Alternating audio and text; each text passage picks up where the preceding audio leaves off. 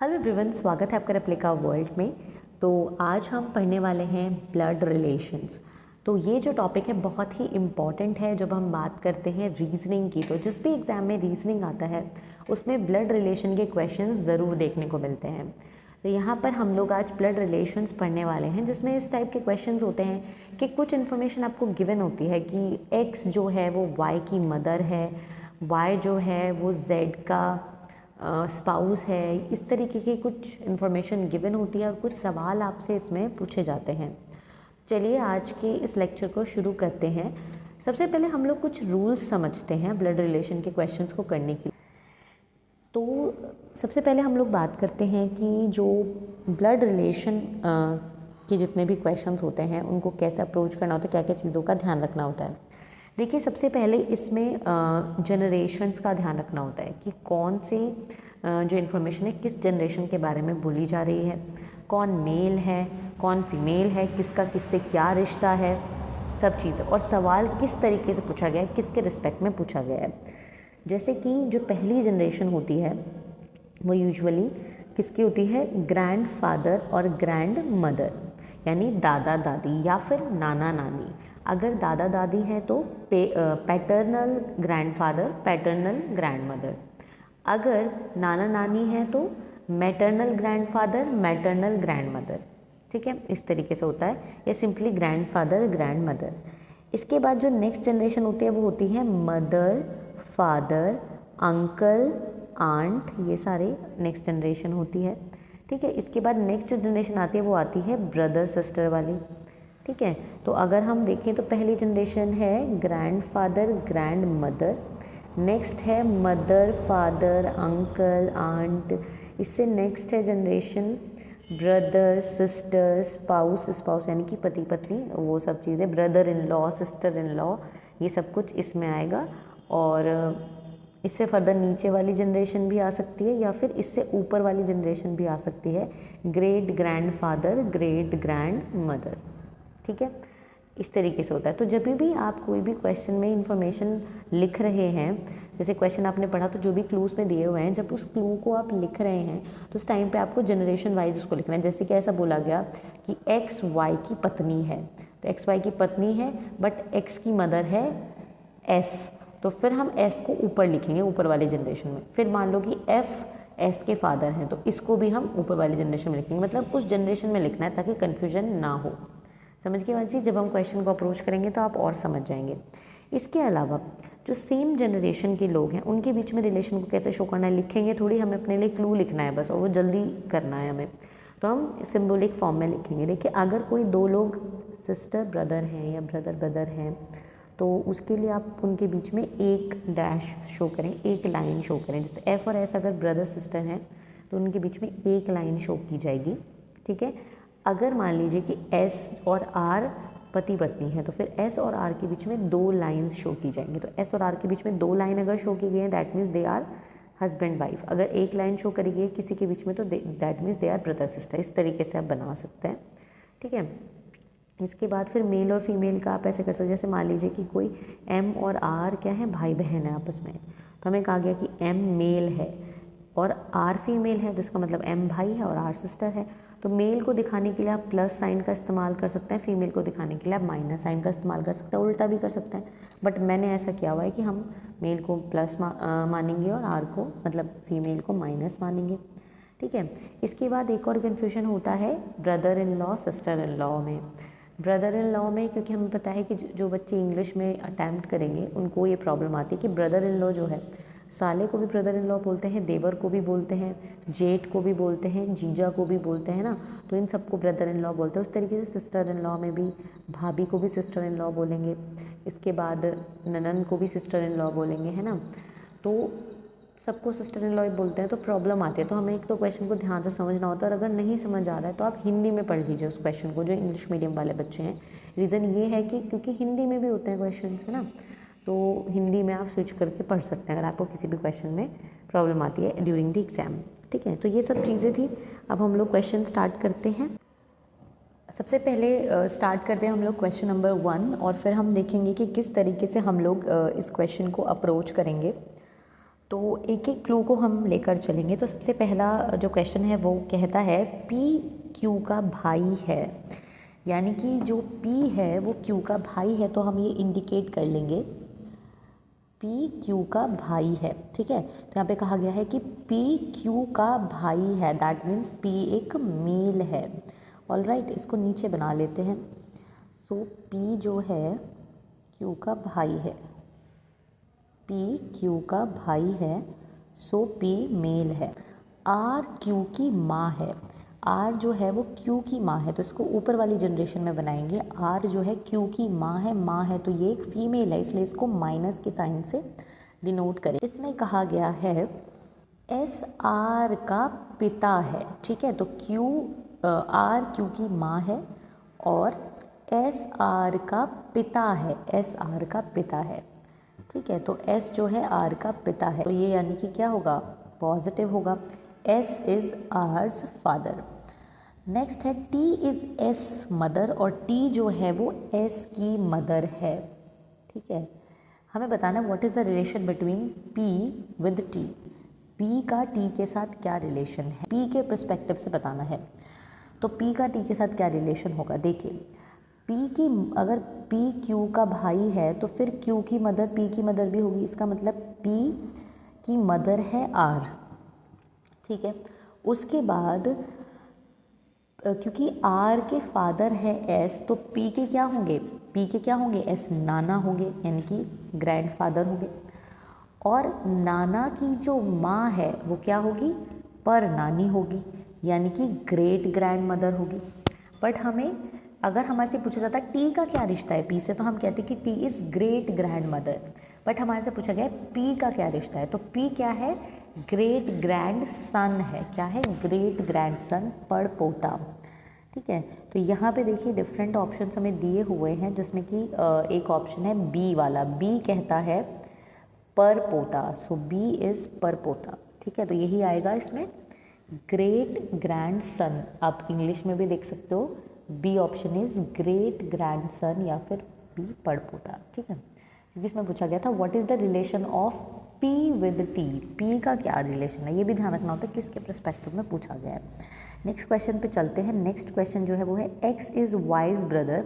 X जो है वो वाई का ब्रदर है, वाई जो है वो जेड की वाइफ है, जेड जो है डब्लू का सन है। ऐसे बहुत सारी इन्फॉर्मेशन दी गई है, इसको एक एक करके कनेक्ट करते हैं। X is wise brother, x जो है x is wise brother, x जो है वो वाई का भाई है। सो हम इसको बना लेते हैं x is wise brother. So x जो है वो वाई का ब्रदर है। ओके, नेक्स्ट आता है वाई इज़ जेड्स वाइफ, वाई जो है जेड की वाइफ है, दैट मीन्स कि ये फीमेल है और जेड क्या है, मेल है। Z is W son, Z जो है डब्लू का सन है। ठीक है, Z is W son, W is V's wife, W जो है वी की वाइफ है, डब्लू जो है वो वी की वाइफ है। इसका मतलब ये है कि अगर इसमें दिया हुआ है W is V's wife, that means W is female and V is male. W is V's wife. What is the relation of V with Y, what is the relation of V with Y, मतलब V के perspective से बताना है Y के साथ। What is the relation of V with Y. ठीक है, तो वी का वाई के साथ क्या रिलेशन है, तो देखिए इस वाले रिश्ते को तो छोड़ दीजिए, भाई वाले को हमें वी और वाई का देखना है। तो यहाँ पे लिखा हुआ है हमने कोड में कि वाई जो है वाइफ है जेड की, और जेड के पेरेंट्स हैं कौन, डब्लू और वी, यानी डब्लू माँ है और ये पिताजी हैं। तो अगर जेड पति है वाई का, तो उस हिसाब से वाई के सास और ससुर होंगे, है ना, यानी कि इन लॉज होंगे, मदर इन लॉ और फादर इन लॉ।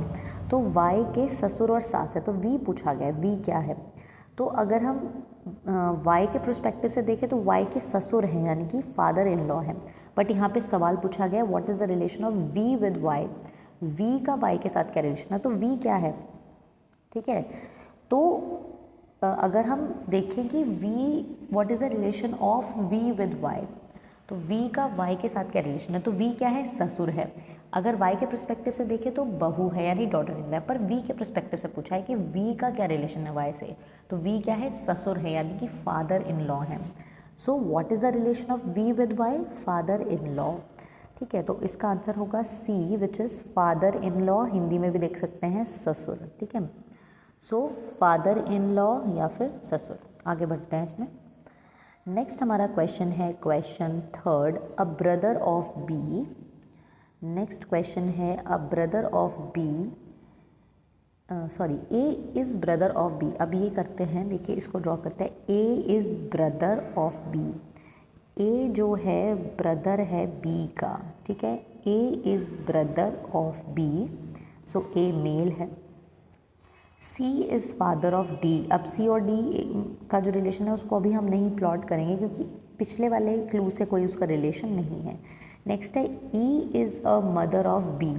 ई जो है बी की मदर है, इसको हम प्लॉट कर सकते हैं। ठीक है, मदर है तो फीमेल है तो माइनस। ठीक है, E is a mother of B.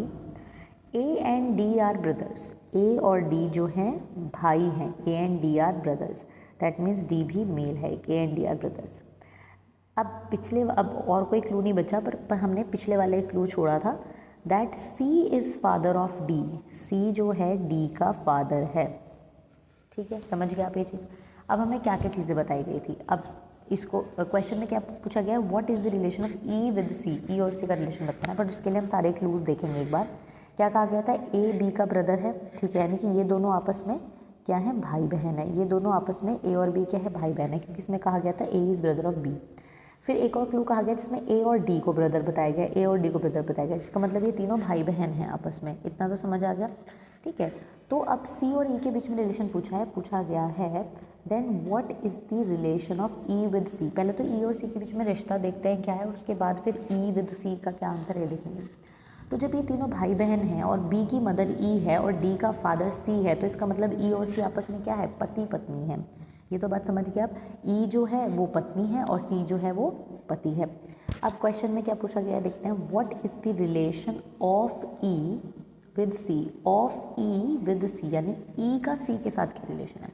तो ई का सी के साथ क्या रिलेशन है, ई जो है वाइफ है सी की। ई क्या है, वाइफ है सी की।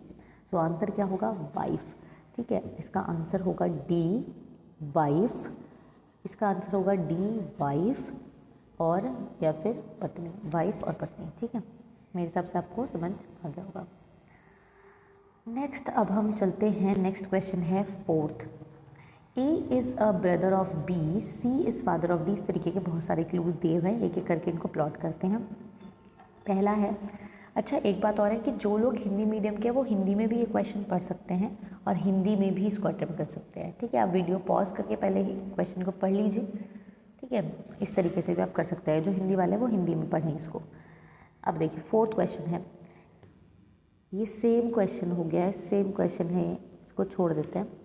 नेक्स्ट क्वेश्चन करते हैं हम लोग। I think this is same question. Next question देखते हैं। Prasanna said the girl is the wife of the grandson of my mother. देखिए इस तरीके के क्वेश्चन भी आते हैं, स्टेटमेंट बेस्ड। इसको देखते हैं। प्रसन्ना ने कहा, this girl is the wife of the grandson of my mother, who is Prasanna to the girl. ठीक है, देखिए अब हिंदी में भी देख सकते हैं कि प्रसन्ना ने कहा, यह लड़की मेरी माँ के पोते की पत्नी है। ठीक है, यह लड़की मेरी माँ के पोते की पत्नी है। लड़की के लिए प्रसन्ना कौन है, लड़की के लिए प्रसन्ना क्या है, लड़की का और प्रसन्ना का रिश्ता क्या है ना। सो देखो प्रसन्ना ने क्या कहा, यह लड़की मेरी माँ के पोते की पत्नी है। ठीक है, यानी एक लड़की के बारे में बोला। पहले हम प्रसन्ना को बना लेते हैं, है ना। तो ये प्रसन्ना है। प्रसन्ना ने कहा यह लड़की मेरी माँ के पोते की पत्नी है। तो इसमें कंफ्यूज ना हो, पहले उसकी माँ बना लेते हैं, उसकी मदर बना लेते हैं, प्रसन्ना की मदर बना ली। अब इन्होंने क्या कहा, इनकी माँ का पोता, माँ का पोता यानी कि माँ का पोता है, दैट मीन्स कि प्रसन्ना से नेक्स्ट जनरेशन का वो होगा, है ना। तो जैसे कि एक प्रसन्ना है, एक उसकी मदर है। अब क्या कहा गया, यह लड़की मेरी माँ के पोते। अब माँ का पोता है, दैट मीन्स पहले वो प्लॉट कर लेते हैं। तो मदर का पोता यानी कि प्रसन्ना से नेक्स्ट जनरेशन का है, तो उसको भी प्लॉट कर लेते हैं कि माँ का पोता जो होगा, ठीक है, माँ का पोता जो होगा वो हमने यहाँ पे प्लॉट कर लिया। ठीक है, अब देखो आगे क्या कहा गया है, यह लड़की मेरी माँ के पोते की पत्नी है, यह लड़की मेरी माँ के पोते की पत्नी है, यानी पोते की पत्नी यानी उसकी वाइफ। अब देखो प्रसन्ना जो है, प्रसन्ना ने कहा यह लड़की मेरी माँ के पोते की पत्नी है, लड़की के लिए प्रसन्ना कौन है। अब देखो यहाँ पे प्रसन्ना जो, जहाँ तक हमें लग रहा है कि क्या है, एक लड़की लग रही है हमें देखने में, है ना, मतलब सुनने में हमें लग रहा है कि प्रसन्ना जो है एक लड़की है, एक फीमेल है और वो ये स्टेटमेंट दे रही है। ठीक है, तो अगर हम इस हिसाब से सोचते हैं तो माँ का पोता प्रसन्ना, अब इसमें दो चीज़ हो सकते हैं कि अगर प्रसन्ना एक फीमेल है, ठीक है, तो अगर चलो हम मानते हैं पोता, अगर हम ऐसा मानते हैं माँ के पोते और प्रसन्ना को हम एक मतलब मदर का चाइल्ड मानते हैं बस, तो अगर उस तरीके से मानेंगे तो अगर माँ का पोता है दैट मीन्स वो प्रसन्ना का बेटा हो सकता है और पोते की वाइफ प्रसन्ना की क्या हो सकती है, बहू हो सकती है। तो देखते हैं कि ये चीज़ फिट होगी या नहीं होगी। लड़की के लिए प्रसन्ना कौन है, लड़की के लिए प्रसन्ना कौन है, लड़की के लिए क्या है, जिस लड़की के बारे में बात हो रही है, तो लड़की के लिए प्रसन्ना पति है, पिता है, ससुर है या दादा है। इसका मतलब प्रसन्ना जो भी है ये मेल है एक, है ना। तो अब हमारे लिए ये बात श्योर हो गई कि प्रसन्ना की माँ का जो पोता है वो प्रसन्ना का क्या है, बेटा है। और कहा गया कि ये लड़की मेरी माँ के पोते की पत्नी है, इसका मतलब वो उसकी बहू है प्रसन्ना की, उसकी बेटी की वाइफ है ना। तो इसका मतलब प्रसन्ना फिर क्या होगा, फॉर श्योर पति तो हो नहीं सकता है, पिता भी नहीं हो सकता, दादा भी नहीं हो सकता, क्या है, ससुर हो सकता है। तो यानी कि father in law, father in law यानी कि ससुर। ठीक है, आगे बढ़ते हैं। Question number 6, if Arun says Vimal's mother is the only daughter of my mother, how is Arun related to Ravi. ठीक है, अब इसमें कहा गया है, अरुण ने कहा, Arun says Vimal mother is the only daughter of my mother. ठीक है, अरुण ने कहा कि जो विमल की माँ है वो अकेली बेटी है मेरी माँ की, है ना। अब इसको समझना पड़ेगा, how is Arun related to Ravi नहीं, how Arun is related to Vimal होगा इसमें। ठीक है, थोड़ा सा मिसप्रिंटिंग है, Vimal, how Arun is related to Vimal, क्योंकि रवि के बारे में तो बात ही नहीं हुई। ठीक है, विमल से कैसे रिलेटेड है। क्वेश्चन ये है कि अरुण ने क्या कहा, पहले अरुण के बारे में देखते हैं। विमल्स मदर, तो मान लेते हैं कि एक विमल है, उसकी एक मदर है। ठीक है, विमल्स मदर, विमल की मदर हमने प्लॉट कर ली, Vimal's mother is the only daughter of my mother, तो यानी एक मदर और है, ठीक है, मदर 2, जिसकी डॉटर है विमल की मदर, है ना। बट ये भी कहा गया कि वो अरुण की माँ की इकलौती बेटी है, यानी अरुण की भी मम्मी है वो। तो इसका मतलब अरुण और जो विमल की मदर हैं, अरुण और जो क्या है विमल की मदर है, वो आपस में क्या है, सिबलिंग्स है, यानी कि बहन भाई है। इसमें ये तो कहा गया Vimal's mother, Vimal's mother is the, Vimal's mother is the only daughter of my mother, यानी विमल की जो माँ है वो मेरी माँ की अकेली बेटी है। तो तुम्हारी मतलब किसी भी पर्सन की माँ की बेटी मतलब उसकी बहन, है ना। तो इसका मतलब अरुण और जो विमल की मदर है वो आपस में भाई बहन है। विमल की मदर जो है अरुण की बहन है और अरुण भाई है। सवाल पूछा गया है, how is Arun related to Vimal. ठीक है, रवि नहीं विमल, अरुण विमल से कैसे रिलेटेड है। How is Arun related to Vimal, तो अरुण मामा है। ठीक है, क्या है, मामा। इसमें लिखा हुआ है पापा, भाई, दादा या इनमें से कोई नहीं, तो पापा तो नहीं है। पूछा गया how is Arun related to Ravi, यानी कि सॉरी विमल, तो पापा भी नहीं है, भाई भी नहीं है, दादा भी नहीं है, तो इसमें क्या होगा, इनमें से कोई नहीं, नन ऑफ दी, मामा है क्योंकि अंकल है। ठीक है, आंसर क्या होगा, none of these, none of these. ठीक है, आगे बढ़ते हैं। अब एक डिफरेंट तरीके का क्वेश्चन है, आज के लिए ये लास्ट क्वेश्चन है, but it's I think somewhat different. देखते हैं इसमें क्या दिया हुआ है। नेक्स्ट है, R is the mother of C, F is the son of H, G is the brother of R has only one daughter. थोड़ा सा कॉम्प्लिकेटेड है ये, इसको करने की कोशिश करते हैं। ठीक है, देखिए सबसे पहले R is the mother of C, जो जो भी क्लू दिया हुआ है उस क्लू को हम ड्रॉ करते चले जाएंगे, फिर अगर उनमें कोई कनेक्ट होगा तो कनेक्ट कर लेंगे।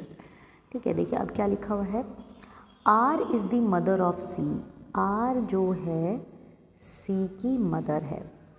Are is the mother of C.